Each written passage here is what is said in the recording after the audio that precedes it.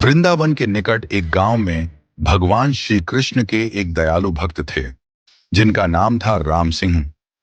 उनकी एक दवाइयों की दुकान थी। दुकान के एक कोने में भगवान श्री कृष्ण की एक छोटी सी तस्वीर लगी थी।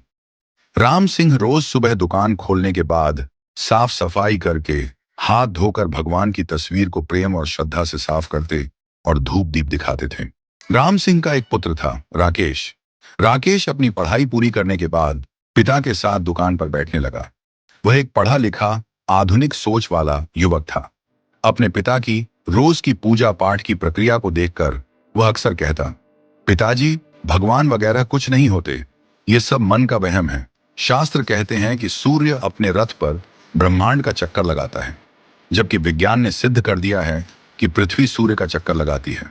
राकेश रोज इसी तरह विज्ञान के नए नए तर्क देकर भगवान के अस्तित्व को नकारता। राम सिंह अपने पुत्र की बातों को स्नेह भरी दृष्टि से सुनते और मुस्कुराकर रह जाते। वह अपने पुत्र के साथ इस विषय पर तर्क वितर्क नहीं करना चाहते थे। समय बीतता गया और राम सिंह बूढ़े हो गए। उन्हें एहसास हो गया था कि अब उनका अंत समय निकट है। उन्होंने एक दिन राकेश से कहा, बेटा, तुम भगवान को मानो या मत मानो, मेरे लिए यह ही बहुत है कि तुम एक मेहनती, दयालु और सच्चे इंसान हो। लेकिन क्या तुम मेरा एक कहना मानोगे? राकेश ने कहा, कहिए पिताजी, मैं जरूर मानूंगा। पिता ने कहा, मेरे जाने के बाद रोज दुकान में भगवान श्री कृष्ण की इस तस्वीर को साफ करना, और यदि कभी किसी परेशानी में फंस जाओ तो हाथ जोड़कर श्री कृष्ण से अपनी समस्या कह देना। बस इतना सा कहना मान लेना। राकेश ने सिर हिलाकर हामी भर दी। कुछ ही दिनों बाद राम सिंह का देहांत हो गया। समय गुजरता गया। राकेश अब दुकान पूरी तरह से अकेले संभालने लगा। एक दिन बहुत तेज बारिश हो रही थी। ग्राहक भी कम आ रहे थे और ऊपर से बिजली भी बार बार जा रही थी। राकेश ऊब कर दुकान पर बैठा हुआ था। तभी अचानक एक लड़का भीगते हुए दुकान में आया और घबराते हुए बोला, भैया, मेरी माँ बहुत बीमार है।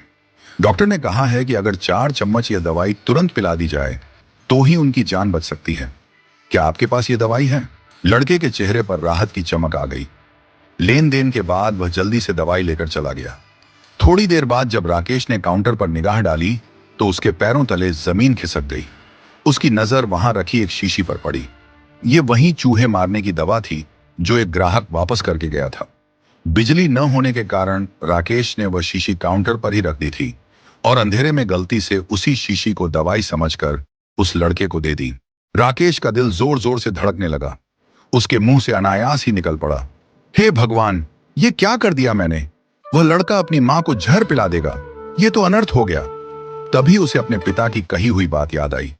उसने तुरंत भगवान श्री कृष्ण की तस्वीर के सामने हाथ जोड़ लिए और कांपते हुए बोला, हे प्रभु, पिताजी हमेशा कहते थे कि आप हैं। अगर आप सच में हैं तो इस अनहोनी को रोक लो। एक मां को उसके बेटे के हाथों जहर मत पिलाओ। कृपा करो प्रभु, कुछ चमत्कार कर दो। राकेश का मन व्याकुल हो उठा और वह आंसू बहाते हुए भगवान से प्रार्थना करने लगा। तभी पीछे से भैया, भैया! राकेश ने पलटकर देखा तो वही लड़का खड़ा था। उसके कपड़े कीचड़ में सने हुए थे। वह हांफते हुए बोला, भैया, मैं फिसल गया था और शीशी भी फूट गई। प्लीज मुझे एक और शीशी दे दो। यह सुनते ही राकेश को लगा जैसे किसी ने उसके सिर से भारी बोझ हटा दिया हो। उसकी आंखों से झरझर आंसू बह निकले। उसने तुरंत सही दवाई का पैकेट निकाला और लड़के को दे दिया। अब उसकी नजर भगवान श्री कृष्ण की तस्वीर पर गई। वह तस्वीर मानो मुस्कुरा रही थी। राकेश के दिल में एक गहरा भाव उत्पन्न हुआ।